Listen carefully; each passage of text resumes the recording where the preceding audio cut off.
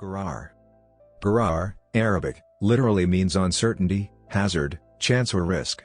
It is a negative element in muamalat fiqh, transactional Islamic jurisprudence, like riba, usury, and maysir, gambling. One Islamic dictionary, a concise dictionary of Islamic terms, describes it as the sale of what is not present, such as fish not yet caught, crops not yet harvested. Similarly, author Muhammad Ayub says that in the legal terminology of jurists, gharar is the sale of a thing which is not present at hand, or the sale of a thing whose aqibah, consequence, is not known, or a sale involving hazard in which one does not know whether it will come to be or not. Definitions, fiqh.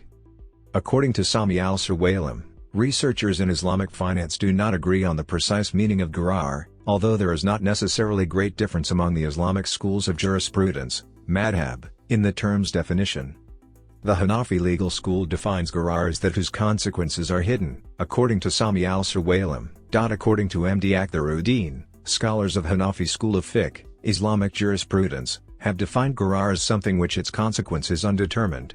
Sarakhsi, an Islamic scholar of the Hanafi school, described gharar as anything that the end result is hidden or the risk is equally uncommon, whether it exists or not.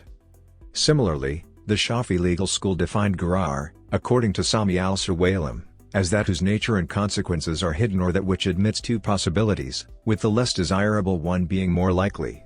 Scholars of Shafi fiqh have described it as something which in its manner and its consequence is hidden. The Hanbali school defined it as that whose consequences are unknown or that which is undeliverable, whether it exists or not. Ibn Hazm of the Zahiri school of jurisprudence wrote gharar is where the buyer does not know what he bought, or the seller does not know what he sold. To the Islamic scholar al-Qarafi, gharar is that which has a pleasant appearance and a hated essence. Among modern scholars of Islam, Mustafa al-Zarqai has written that gharar is the sale of probable items whose existence or characteristics are not certain, due to the risky nature that makes the trade similar to gambling. Sami al-Suwailim has used game theory to try and reach a more exact, measurable definition of gharar, defining it as a zero-sum game with unequal payoffs. Scripture. While the word gharar is not specifically mentioned in the Quran, two verses, 2-188, 429, are thought to refer to it. There are numerous hadiths forbidding gharar sales according to the Academy for International Modern Studies. In one, Ahmad and Ibn Majah narrated on the authority of Abu Sa'id al-Khudri that varieties.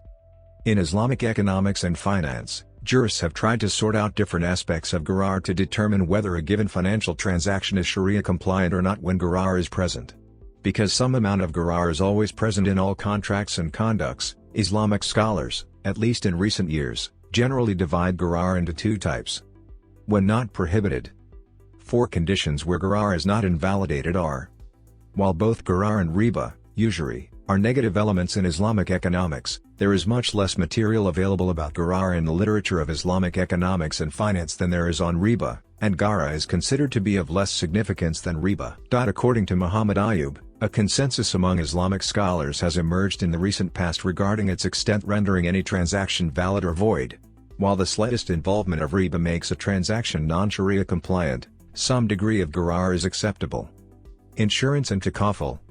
Orthodox Islamic scholars argue that commercial insurance, as opposed to social or cooperative insurance, contains gharar and is haram, forbidden.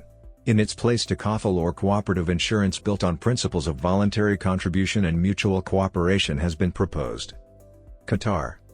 Qatar is a kind of gharar that occurs when the liability of any of the parties to a commutative contract is, or becomes, uncertain or contingent on some unforeseen/uncontrollable event, according to the Islamic investment and finance website.